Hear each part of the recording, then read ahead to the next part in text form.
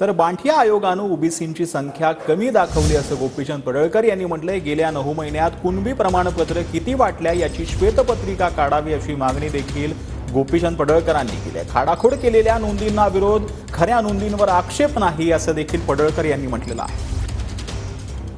मंगेश ससानेंचंही उपोषण स्थगित झालेलं आहे। मात्र ज्या काही मागण्या मांडता येते त्याच्याबद्दलचं काय, सरकार किती गांभीर्याने या सगळ्या मान्य करतं? बांटिया आयोगानं ओबीसींची संख्या महाराष्ट्रात कमी दाखवलेली आहे।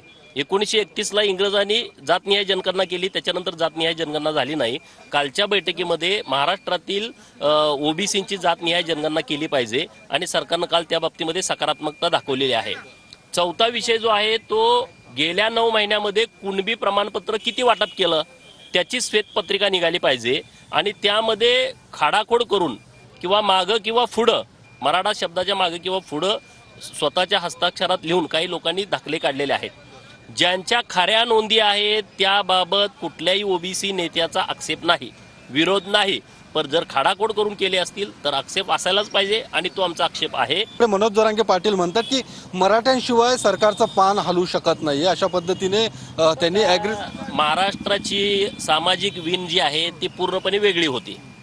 या महाराष्ट्रातल्या मराठा समाजाच्या नेतृत्वातच 18 पगड जाती आणि 12 बलुतेदार सगळे गुण्या गोविंदानं नांदत होते। घराचा कारभारी जसा असतो, कारभाऱ्यानं सगळ्या लोकांना व्यवस्थित सांभाळून घ्यायचं असतं।